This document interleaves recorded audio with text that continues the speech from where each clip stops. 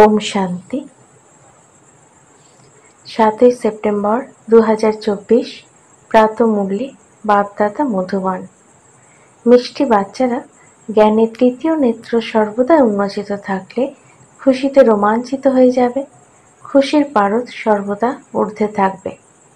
প্রশ্ন: এই সময় মানুষের নজর খুবই দুর্বল হয়ে গেছে, সেই জন্য তাদের বোঝানোর জন্য কেমন যুক্তি চাই? উত্তর: বাবা বলছেন তাদের জন্য তোমরা এমন বড় বড় চিত্র বানাও যা তারা দূর থেকে দেখেই বুঝে যায়। এই গোলকের চিত্র তো খুব বড় হওয়া চাই। এ হলো অন্ধের সামনে আয়নার মতো। ওম শান্তি। গাওয়া হয়ে থাকে যে বাবার থেকে 1 সেকেন্ডে উত্তরাধিকার অর্থাৎ জীবন মুক্তি। বাকিরা তো সব হলো জীবন বন্ধে। এই একমাত্র ত্রিমূর্তি আর গোলকের চিত্র, কেবল এই দুটিই হলো মুখ্য। চিত্রগুলো অনেক বড় বড় হওয়া চাই। অন্ধদের জন্য তো বড় বড় আয়নার দরকার, তাই না? যাতে তারা ভালোভাবে দেখতে পাবে। এখন সকলেরই নজর দুর্বল হয়ে গেছে, বুদ্ধিও কম। বুদ্ধি বলা হয় তৃতীয় নেত্রকে। তোমাদের বুদ্ধিতে এখন খুশি বিরাজ করছে। খুশিতে যাদের রোমাঞ্চিত হয় না, শিব বাবাকে স্মরণ না করলে বলা যাবে জ্ঞানের তৃতীয় নেত্র অল্প খোলা আছে, দৃষ্টি ঘোলাটে। বাবা বোঝাচ্ছেন, কাউকে বোঝাতে হলে জ্ঞানের বিষয় খুব শর্টে বোঝাও। বড় বড় মেলা ইত্যাদি হয়, বাচ্চারা জানে সেবা করার জন্য বাস্তবে একটি চিত্রই যথেষ্ট। যদি গোলকের চিত্রও হয় তাহলেও কোনো অসুবিধা নেই। বাবা ড্রাম আর ঝাড়ের অথবা কল্পবৃক্ষের আর 84 জন্মের চক্রের রহস্য বোঝাচ্ছেন। ব্রহ্মার দ্বারা শিব বাবার এই উত্তরাধিকার প্রাপ্ত হয়, এটাও একদম পরিষ্কার। এই চিত্রটিতেই সকল জ্ঞানের সার আছে, আর অন্যান্য সব চিত্রের দরকারই নেই। এই দুই চিত্র অনেক বড় হবে আর বড় বড় অক্ষরে থাকবে। লিখিত আকারেও থাকবে জীবন মুক্তি গডফাদারের থেকে আমাদের বার্থ রাইট আসন্ন বিনাশের পূর্বে। বিনাশ তো অবশ্যই হবে, ড্রামার প্ল্যান অনুসারে সবাই তা বুঝে যাবে। তোমাদের বোঝানোর দরকার থাকবে না। অসীম জগতের পিতার থেকে অসীম জগতের এই উত্তরাধিকার প্রাপ্ত হয়, এটা তো অবশ্যই স্মরণে রাখা চাই। কিন্তু মায়া তোমাদেরকে ভুলিয়ে দেয়। সময় অতিবাহিত হয়ে চলেছে। গীতও আছে না, অনেক গেছে, মাত্র অল্পই বাকি আছে। এর অর্থ এই সময়কারী। বাকি অল্প সময় অবশিষ্ট রয়েছে। স্থাপনার কার্য হয়ে চলেছে।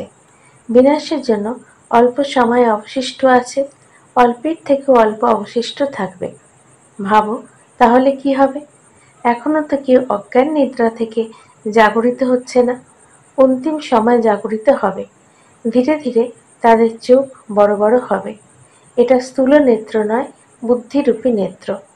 ছোট ছোট চিত্রতে এত মজা আসে না, বড় চিত্রের দরকার। বিজ্ঞান অনেক সাহায্য করবে। বিনাশের সময় পঞ্চতত্ত্ব সাহায্য করবে। বিনা কুড়ি ব্যয় তোমাদেরকে কত সাহায্য করবে। তোমাদের জন্য একদম সাফাই করে দেয়। এটা একদম নোংরা দুনিয়া। আজমিরে স্বর্গের নিদর্শন আছে। এই দিলবাড়া মন্দিরে স্থাপনার নিদর্শন আছে। পূর্বে তোমাদের এসব কিছুই বোধগম্য ছিল না। এখন তোমরা বুঝতে পেরেছ। যদিও মানুষ বলে আমরা তো জানতামই না যে বিনাশ হয়ে যাবে, বুঝতে পারিনি। একটা গল্প আছে না, বাঘ এসেছে বাঘ এসেছে, কেউ বিশ্বাস করতো না। একদিন সব গরুকে খেয়ে নিল। তোমরাও বলতে থাকো এই পুরনো দুনিয়ার বিনাশ হলো বলে। অনেক সময় চলে গেছে আর অল্পই অবশিষ্ট আছে। এই সমস্ত জ্ঞান বাচ্চারা তোমাদের বুদ্ধিতে থাকতে হবে। আত্মাই ধারণা করে, বাবার আত্মার মধ্যেও জ্ঞান রয়েছে। তিনি যখন শরীর ধারণ করেন তখন জ্ঞান শোনান, অবশ্যই তার মধ্যে অনেক জ্ঞানই আছে, তবেই তাকে জ্ঞানের সাগর গডফাদার বলা হয়। তিনি সমগ্র সৃষ্টির আদি মধ্য অন্তকে জানেন, নিজেকেও জানেন, আর সৃষ্টিচক্র কিভাবে পুনরাবৃত্তি হচ্ছে সেই জ্ঞানও তার আছে। এই জন্য ইংরেজিতে নলেজফুল কথাটি খুব সুন্দর বলা হয়েছে। মনুষ্য সৃষ্টিরূপী বৃক্ষের বীজরূপ, তাই তার মধ্যে সমস্ত জ্ঞান আছে। তোমরা এটা জানো, পুরুষার্থের ক্রমানুসারে। শিব বাবা তো হলেনই নলেজফুল, এটা ভালোভাবে বুদ্ধিতে থাকা চাই। এইরকম নয় যে সবার বুদ্ধিতেই একই রকম ধারণা হবে। হয়তো ডায়েরিতেও লেখে, কিন্তু ধারণা কিছু নেই, নাম মাত্র লেখে। কাউকে কিছুই বোঝাতে পারে না, শুধু কাগজকেই বলে। কাগজ কি করবে? কাগজ দেখে তো কেউ বুঝতে পারবে না। এই চিত্রের দ্বারা ভালোভাবে বুঝতে পারবে। বড়র থেকেও বড় জ্ঞান, তাই অক্ষরও বড় বড় হওয়া চাই। বড় বড় চিত্র দেখে মানুষ বুঝবে এর মধ্যে অবশ্যই কিছু সার আছে। স্থাপনা আর বিনাশও লেখা আছে। রাজধানীর স্থাপনা, এটা হচ্ছে পরমপিতা পরমাত্মার জন্মগত অধিকার। প্রত্যেক বাচ্চার অধিকার হলো জীবন মুক্তি লাভ করা। বাচ্চাদের বুদ্ধিতে থাকবে যে সবাই জীবন বন্ধতে আছে। সবাইকে জীবন বন্ধ থেকে জীবন মুক্তিতে কিভাবে নিয়ে যাওয়া হবে। প্রথমে শান্তিধামে যাবে, তারপর সুখধামে। সুখধামকে জীবন মুক্তি বলা হয়। এই চিত্র অনেক বড় হওয়া চাই। মুখ্য চিত্র এটাই, তাই না? অনেক বড় বড় অক্ষরে লেখা থাকবে, তবে তো মানুষ বলবে বিকেরা এত বড় চিত্র বানিয়েছে, অবশ্যই কিছু জ্ঞান আছে। তো যেখানে যেখানে এত বড় বড় চিত্র দেখবে, সেখানে জিজ্ঞাসা করবে এটা কি? বলো, এত বড় চিত্র আপনাদের বোঝানোর জন্যই করা হয়েছে। এখানে পরিষ্কার লেখা আছে অসীম জগতের রাজ্যপদ এদেরই ছিল। এ তো কালকেরই কথা, আজ সেটা নেই, কেননা ৮৪ বার পুনর্জন্ম নিতে নিতে নিচে এসে গেছে। শতপ্রধান থেকে তমপ্রধান তো হতে হবে। জ্ঞান আর ভক্তি, পূজ্য আর পূজারীর খেলা। অর্ধেক অর্ধেক করে পুরো খেলাই চলছে। তো এইরকম বড় বড় চিত্র বানানোর সাহস চাই, সেবা করার শখ চাই। দিল্লিতে প্রতিটি কোণে কোণেই সেবা হওয়া দরকার। মেলা প্রভৃতিতে অনেক মানুষ যায়, সেখানে তোমাদের এই চিত্র অনেক কাজে আসবে। ত্রিমূর্তি আর গোলকের চিত্রই হলো মুখ্য। এটা খুব ভালো জিনিস। অন্ধের সামনে আয়নার সমান। অন্ধদের পড়ানো হয়ে থাকে, পড়াশোনা তো আত্মা করে, কিন্তু ছোট অবস্থায় আত্মার অঙ্গ প্রত্যঙ্গ ছোট হয়, তাই তাদের পড়ানোর জন্য চিত্র ইত্যাদি দেখানো হয়। তারপর একটু বড় হলে পৃথিবীর ম্যাপ দেখানো হয়। তারপর সেই সমস্ত ম্যাপ বুদ্ধিতে ধারণ হয়ে যায়।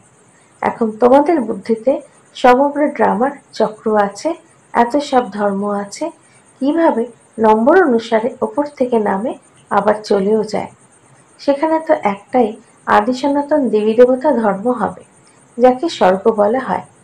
বাবার সাথে যোগযুক্ত হলে আত্মা পতীত থেকে পবিত্র হয়ে যায়। ভারতের প্রাচীন যোগ প্রসিদ্ধ আছে। যোগ অর্থাৎ স্মরণ। বাবাও বলেন আমাকে, অর্থাৎ বাবাকে স্মরণ করো। বাবাকে এটা বলতেই হয়। লৌকিক বাবাকে এটা বলতে হয় না যে আমাকে স্মরণ করো। বাচ্চারা নিজে থেকেই বাবা মাম্মা বলতে থাকে। সেটা হলো লৌকিক মাতা পিতা, এটা হচ্ছে পারলৌকিক। গীত আছে, তোমার কৃপাতে গহীন সুখ পাওয়া যায়। যার গভীর দুঃখ হয় সেই তখন এই গীত গায়। সুখের সময় তো বলার দরকার হয় না, দুঃখ হলে তবেই ডাকে। এখন তোমরা বুঝে গেছো ইনি মাতা পিতা। বাবা বলেন প্রতিদিন আমি তোমাদের গুপ্ত রহস্য শোনাই। আগে জানা ছিল কি যে মাতা পিতা কাকে বলা হয়? এখন তোমরা জেনে গেছো। পিতা তো তাকেই বলা হয়, পিতার থেকেই উত্তরাধিকার পাওয়া যায় ব্রহ্মা বাবার মাধ্যমে। মাতাও চাই, কেননা বাচ্চাদেরকে দত্তক নিতে হয়। এইসব কথা কেউ বুঝতে পারবে না, তাই বাবা বারবার বলেন মিষ্টি মিষ্টি বাচ্চারা বাবাকে স্মরণ করো। জীবনের লক্ষ্য প্রাপ্ত হয়েছে। এখন তোমরা যেখানেই যাও, যদি বিদেশেও যাও, ৭ দিনের কোর্স তো করেছ। বাবার থেকে সত্যযুগে অবিনাশী উত্তরাধিকার নিয়েছ। স্মরণের যাত্রাতেই আত্মা পবিত্র হবে, স্বর্গের মালিক হবে। এই লক্ষ্য তো বুদ্ধিতে আছে। তারপর তো যেখানে খুশি যাও। সমগ্র গীতার জ্ঞান এই ব্যাজে আছে। কাউকে জিজ্ঞাসা করারও দরকার নেই যে কি করব। বাবার থেকে স্বর্গের উত্তরাধিকার নিতে হলে বাবাকে অবশ্যই স্মরণ করতে হবে। তোমরা অনেকবার বাবার থেকে এই উত্তরাধিকার নিয়েছ। ড্রামার চক্র পুনরাবৃত্তি হতেই থাকবে। অনেকবার তোমরা শিক্ষকের কাছ থেকে পড়ে কোনো না কোনো পদ প্রাপ্ত করেছ। পড়ার সময় বুদ্ধিযোগ শিক্ষকের সাথে থাকে, তাই না? পরীক্ষা ছোট হোক বা বড়, আত্মাই তো পড়ে। এনার আত্মাও এখন পড়ছে। শিক্ষককে আর লক্ষ্যবস্তুকে স্মরণ করতে হবে। সৃষ্টি চক্রের জ্ঞান বুদ্ধিতে রাখতে হবে। বাবা আর সত্য যুগকে স্মরণ করতে হবে। দিব্য গুণ ধারণ করতে হবে। যত যত ধারণ করবে ততই উঁচু পথ পাবে। ভালোভাবে স্মরণ করলে এখানে আসার কি দরকার থাকে? তবুও সবাই আসে। এরকম শ্রেষ্ঠ বাবা, যার থেকে অসীম জগতের উত্তরাধিকার পাওয়া যায়, তার সঙ্গে মিলিত হওয়ার জন্যই আসে। মন্ত্র নিয়েই সবাই আসে। সবাই তো অত্যন্ত উঁচু মন্ত্র পেয়েছে। জ্ঞান তো সব ভালোভাবে বুদ্ধিতেও আছে। এখন তোমরা বাচ্চারা বুঝে গেছো যে বিনাশী উপার্জনের পিছনে বেশি টাইম ওয়েস্ট করার দরকার নেই। সেসব তো মাটিতে মিশে যাবে। বাবার কি কিছু চাই? কিছুই চাই না। যা কিছু খরচা ইত্যাদি তোমরা করো, তা তো নিজের জন্যই করো। জ্ঞান প্রাপ্ত করার জন্য এক পয়সাও খরচ করতে হয় না। কোনো গোলাবারুদ, ট্যাঙ্ক ইত্যাদি কেনার দরকার নেই যুদ্ধ করার জন্য। তোমাদের লড়াই চলছে সমগ্র দুনিয়ার থেকে গুপ্তভাবে। তোমাদের লড়াই দেখো কেমন। একেই বলা হয় যোগবল। সমস্ত বিষয় গুপ্ত। এখানে কাউকে মারার প্রয়োজন নেই। তোমরা শুধু বাবাকে স্মরণ করো। তাদের সকলের মৃত্যু ড্রামাতেই নির্ধারিত রয়েছে। প্রত্যেক ৫,০০০ বছর পর তোমরা যোগবল জমা করার জন্য এই পড়াশোনা করো। পড়াশোনা সম্পূর্ণ হলে পুনরায় প্রারব্ধ চাই নতুন দুনিয়ার জন্য। পুরনো দুনিয়ার জন্য রয়েছে প্রাকৃতিক বিপর্যয়। গীতও আছে না, নিজের কুলের বিনাশ কিভাবে করে। কত বড় কুল! এতে সমগ্র ইউরোপ এসে যাবে। এই ভারত তো আলাদাভাবে অবস্থান করছে। বাকি সব শেষ হয়ে যাবে। যোগবলের দ্বারা তোমরা সমগ্র বিশ্বের উপরে বিজয় প্রাপ্ত করবে। এই লক্ষ্মীনারায়ণের মতো পবিত্র হতে হবে। সেখানে ক্রিমিনাল দৃষ্টি হবে না। পরবর্তীকালে তোমাদের অনেক সাক্ষাৎকার হবে। নিজেদের দেশের নিকটে আসতেই, গাছপালা চোখে পড়তেই মন খুশিতে ভরে যায়। তোমরাও এখন নিজের ঘরের সামনে এসে পৌঁছেছ। তোমরাও ঘরে চলে যাবে। পুনরায় সুখধামে আসবে। আর অল্প সময় আছে। স্বর্গ থেকে বিদায় নিয়েছিলে, কত সময় অতিক্রান্ত হলো। এখন পুনরায় স্বর্গ নিকটে আসছে। তোমাদের বুদ্ধি উপরে চলে যায়। সেখানে হলো নিরাকার দুনিয়া, যাকে ব্রহ্মাণ্ড বলা হয়। আমি সেখানকার নিবাসী। এখানে তোমরা ৮৪ জন্ম ধরে তোমাদের কর্মফল অনুযায়ী ভূমিকা পালন করে চলেছ। এখন আমি ফিরে যাচ্ছি। তোমরা বাচ্চারা হলে অলরাউন্ডার। শুরু থেকে সম্পূর্ণ ৮৪ বার জন্ম তোমরাই নিয়েছ। যারা দেরিতে আসে তাদের অলরাউন্ডার বলা যাবে না। বাবা বুঝিয়েছেন সর্বাধিক এবং সর্বনিম্ন কত জন্ম নাও। সর্বনিম্ন ১ জন্ম পর্যন্ত। বাকিরা সবাই পরমধাম ফিরে যাবে। নাটক সম্পূর্ণ হলেই খেলা শেষ। এখন বাবা বোঝাচ্ছেন আমাকে স্মরণ করো। অন্তিম সময় যাকে মনে পড়বে সেই মতোই গতি হবে। তোমরা বাবার কাছে পরমধামে চলে যাবে। তাকে মুক্তিধাম বা শান্তিধামও বলা হয়। তারপর এখানে হলো সুখধাম। এখন এটা দুঃখধাম। উপর থেকে প্রত্যেকটি আত্মাই শতপ্রধান, তারপরে শত রজতমতে আসে। এক জন্ম হলেও এই ৪টি পর্যায়ে জীবন অতিবাহিত করতে হবে। বাবা কত সুন্দর করে বাচ্চাদেরকে বসে বোঝান। তবুও বাচ্চারা স্মরণ করে না, বাবাকে ভুলে যায়। নম্বর অনুসারেই সব কিছু হয়। বাচ্চারা জানে নম্বর ক্রমানুসারে পুরুষার্থ অনুযায়ী রুদ্রমালা তৈরি হয়। কত কোটির মালা হয়। অসীম জগতের এই মালা। ব্রহ্মার থেকে বিষ্ণু, বিষ্ণুর থেকে ব্রহ্মা, দুজনেরই পদবী দেখো। এ হলো প্রজাপিতা ব্রহ্মারই নাম। অর্ধকল্প পর আবার রাবণ আসে। ব্রিটিজম, তারপর ইসলামিজম ইত্যাদি ইত্যাদি। মানুষ আদম বিবিকেও স্মরণ করে, আবার প্যারাডাইসকেও স্মরণ করে। ভারত স্বর্গ ছিল। বাচ্চাদের তো অনেক খুশি হওয়া চাই। অসীম জগতের বাবা, উঁচুর থেকে উঁচু ভগবান, উঁচুর থেকে উঁচু জ্ঞান শোনান, উঁচুর থেকে উঁচু পদ পাওয়া যায়। সবার থেকে উঁচু শিক্ষক হলেন তিনি, বাবা। তিনি শিক্ষক, আবার সদ্গুরু হয়েও সাথে নিয়ে যাবেন। এই রকম বাবাকে কেন স্মরণে থাকে না? খুশির পারো চড়তেই থাকবে, কিন্তু যুদ্ধের ময়দানে মায়া চিন্তা করার সময়ও দেবে না। তোমরা বারবার হেরে যাও। বাবা তো বলেন বাচ্চারা স্মরণের দ্বারাই তোমরা মায়াজিত হতে পারবে। আচ্ছা, মিষ্টি মিষ্টি হারানিধি বাচ্চাদের প্রতি মাতা পিতা বাপদাদার স্মরণে স্নেহ সুমন আর সুপ্রভাত। আত্মাদের পিতা তার আত্মারূপী বাচ্চাদেরকে জানাচ্ছেন নমস্কার। আমাদের বাপদাদাকে ধন্যবাদ। নমস্কার।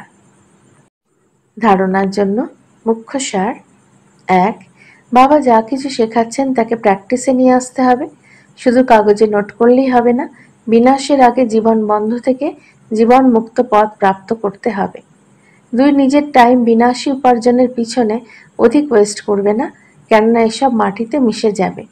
সেই জন্য অসীম জগতের বাবার কাছ থেকে অসীম জাগতিক উত্তরাধিকার নিতে হবে আর দিব্য গুণ ধারণ করতে হবে। বরদান: যোগ বলের দ্বারা মায়ার শক্তির উপরে বিজয় প্রাপ্তকারী সদা বিজয়ী ভব। জ্ঞান বল আর যোগ বল হলো সব থেকে শ্রেষ্ঠ বল। যেরকম সায়েন্সের বল অন্ধকারের উপরে বিজয় প্রাপ্ত করে প্রকাশময় করে তোলে, সেরকমই যোগ বল সবসময়ের জন্য মায়ার উপরে বিজয় প্রাপ্ত করে বিজয়ী বানিয়ে দেয়। যোগ বল এতটাই শ্রেষ্ঠ বল যে মায়ার শক্তি এই বলের কাছে কিছু নয়। যোগী আত্মারা স্বপ্নেও মায়ার কাছে পরাজিত হয় না, স্বপ্নেও কোনো দুর্বলতা আসতে পারে না। এইরকম বিজয়ের তিলক তোমাদের ললাটে লেগে আছে। স্লোগান: নম্বর 1-এ আসতে হলে ব্যর্থকে সামর্থ্যে পরিবর্তন করে দাও। ওম শান্তি।